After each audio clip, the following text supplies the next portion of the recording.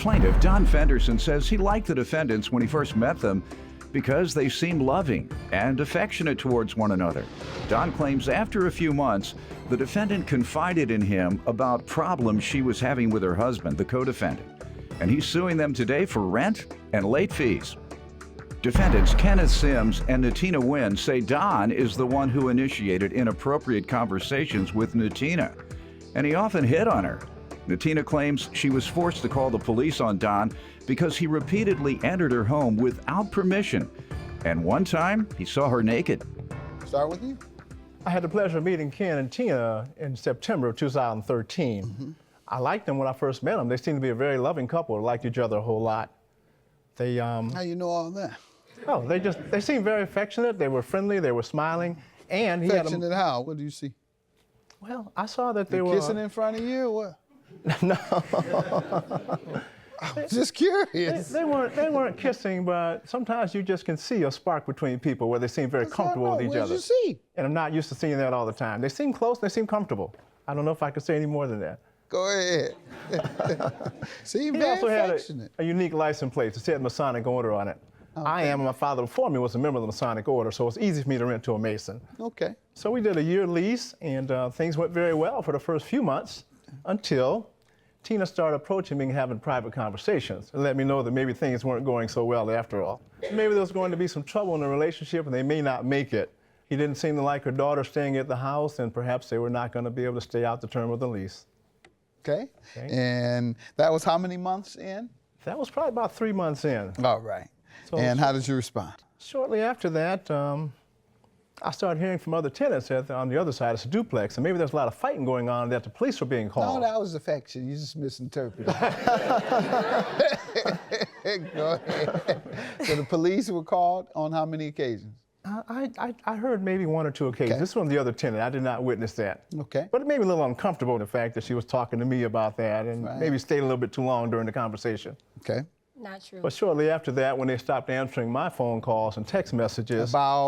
About the rent. Okay, they had already run late on the rent? Just a little bit on that. All right, let me get to them for some background, then we'll get to the specifics on the rent. Okay. Right. Go ahead. He was the one having the most inappropriate conversations about him and his wife were divorcing and whatnot, and I felt uncomfortable. That's why I asked my husband to deal with him. Who came to who? You all were both complaining about your spouses? I had no problems with my spouse. And when the police was called, it had nothing to do with me and my spouse. Okay. It just shows how many conversations he had been having with the neighbors pertaining to making me feel uncomfortable. He kept making passes at me. That's why I didn't want to deal and ask my husband to deal with him without telling my husband actually up front what was going on. Right. Okay, I asked him being the mayor, just say, you deal with him, ask him being the mayor, you being the mayor. I didn't want to deal with him. Mm-hmm. He was asking my daughter questions about what's going on between my marriage with me and my husband. Okay, and also, not only that, he started entering my home without unannounced. He did it at least, to my knowledge, at least 3 times. Okay, was your husband there? No.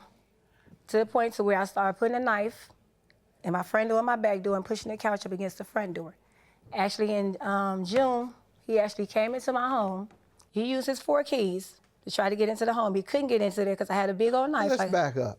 The landlord was coming to your house so much you put a couch up to your door. Yes, sir. You barricaded yourself. Exactly. And before my husband come in at night, because he gets off of work at 3 a.m., he actually have to call me so I could come and remove the knife and the couch out the way so he can get in because I felt uncomfortable. He came in the house. If you felt that uncomfortable, you should have called the police. I did. If you got to barricade yourself with a couch and a knife from your landlord. And before my husband come in at night, because he gets off of work at 3 a.m., he actually have to call me so I could come and remove the knife and the couch out the way so he can get in because I felt uncomfortable. He came in the house. If you felt that uncomfortable, you should have called the police. I did. If you got to barricade yourself with a couch and a knife.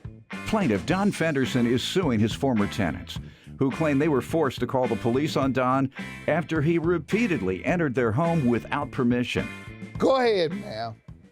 You used to barricade yourself and with a knife and a couch, and then what? She's lying about it. Set it on fire? He entered my home in June. My daughter, I was in the shower. How did he get in? She came into the bathroom and told me How did he get in? You had the barricade. He got past it. I don't know how he got past it, but he got past it. Go ahead. And I did put in a police report. All right, good. And what did you say? Told the police what he did. I You got have the it was report ongoing. today? No, I don't have it. I don't have it with me. Did they speak with him about it? Actually, we're going through the process now of me actually. Prosecuting him? Exactly. But there was a police report filed, obviously, Yes, if sir. you're prosecuting him. The 22nd of June. Okay. Sir, have you been contacted by the authorities regarding a June 22nd unauthorized entry into her home? Absolutely not. The only time I entered that house as a precursor, as a courtesy prior to evicting people when they got 2 months behind on rent, I gave a notice, 24-hour notice to enter my house on the 12th of July. This is a copy of the notice. I went in on the 13th. I How called. about June? Any time before June? Absolutely not. This is the first time you're hearing anything occurred in June. First time I've heard June was today. Okay. And you were telling me you gave him a 24-hour notice in July. All right. 2 months behind, gave notice, called and text and rang the doorbell. Got that point and about beat we're on the not on door. the rent yet. We're on you going in the house, busting through the barricade, coming in on her while she's in the Right. shower. We're still there. So let me go back to her on that. Right. All right. But actually, my daughter came into the bathroom and told me someone was in the house. I immediately came out the bathroom. When I came out the bathroom, he's standing at the foot of my stairs, and I'm naked. And still want to have a conversation, ask me, am I going to come down and talk to him? So my thing You was, had not wrapped yourself up, I came directly out the shower, straight out the shower. and then you went to talk to him? No, but actually, I came out the shower. My bathroom is here, and the stairs is right there. He's standing right there. As soon as I open up the bathroom And door, he what'd could you see do? me. Cussed him out. Told him to get out. you Asked him stood why was there he there. naked, cursing no, him out. actually, I was grabbing, reaching for my robe, because my robe was right there on the banister. Reaching for my robe. While It you was were right cussing there. him out? I was cussing him out. Was same there time. a door inside the bathroom? Yeah. Is that where your robe was, inside the bathroom? No, the robe is right there. As soon as you walk out the bathroom, it's right there on the banister. So instead of you running to shield yourself, you stood there. You son of a gun, why are you here? While you reaching, he's looking at all your naked parts. As soon as you walk out the And then bathroom, when did you call the police exactly? asked my daughter to bring my cell phone. I called the police right then and there. And they Put it on came? speaker. They told me to come in. They wasn't going to come out. I had to actually come in and make a report. That's when he left. But when I stormed out and slammed my door, and I haven't known from that day to this one, why did he come in my house? And you What did he made the want? report, though. I went to try to make the report that day when I wasn't on in to make the report that day. Police I went weren't the there following that day. That Tuesday. How They said about there the was no one next in. day? The next day I went to make the report. And you made I made your the report? Yes, I did. He was aware of the report being made. Okay, why haven't they spoken to They him? contacted him. They asked me for his information. I gave it to him. Okay, and you said this in the process. They had him making a breaking and entry. He felt like it was okay because he's the owner. He's been charged with that? He's being charged. He has pursuing been it. or he is being? We haven't went to court on it yet, but it's in the process of making at the moment. Because I'm going to press charges. You went to the police and you said, I want to charge him with breaking and entering. Exactly. All right. And since that time, you say it's been in the process. Right. They And told you me- say they spoke with him about it. Right. And then they came back to you and told you what his response was? They say he denied it. Okay. And then they say, but we're going to issue a warrant on him? They didn't issue one yet. I know, but did So they it's say they not- were going to? Yeah, eventually. Is that eventually? Yeah, ma'am, you don't sound like you're telling the truth.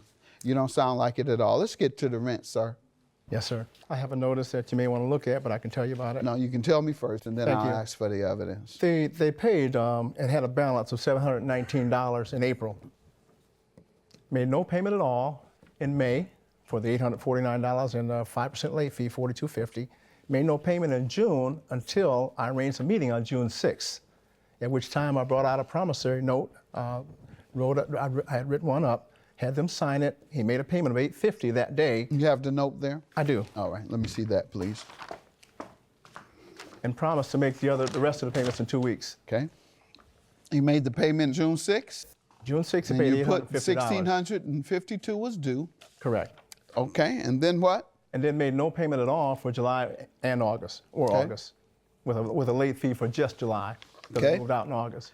Was he naked too? I'm gonna leave him alone. He hasn't smiled yet. Okay.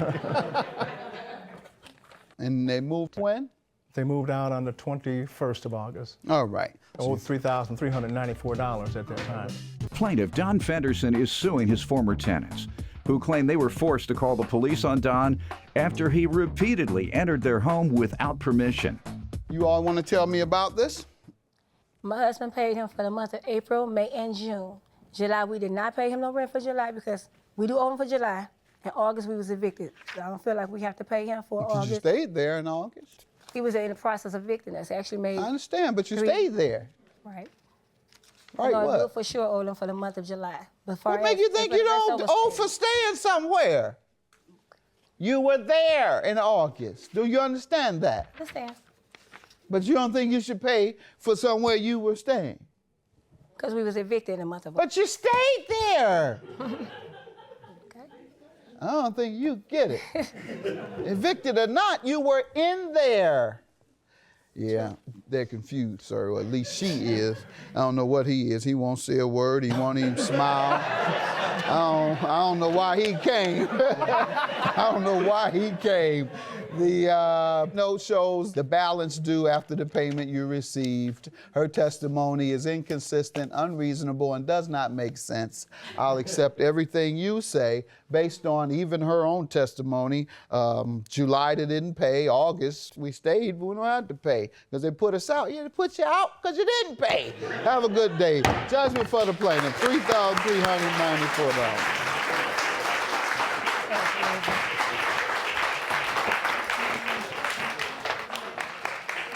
Thank you. Sorry about that. Not always the truth. You're a liar. You made that up. Full of crap. You full of crap and you know it. Naked? Like I said, naked. You crap. Full of crap. That's why your wife divorcing you. 'Cause you full of Sorry it ended up that way. I'm a little surprised that Tina continues to come in and lie, as you and I have established earlier. You know you is. Full of crap, like I said. All this part about coming in and her being And naked. you were naked, and it wasn't the first time you did it. I was naked too. Made up all of that. It wasn't your first time. I That's said about you incredible. being naked. But you But I've been a landlord for 20-something years. years. I'm used to tenants lying whenever they It's get okay. more than 2 months And you used to behind. lying, too. I'm just not used to them being that severe. So And you used to nothing lying else to also. say. That's like I said, that's why your wife divorced you, because you're full of crap. You're pervert. I'm glad this whole situation is over. We both can move on and go on with our lives.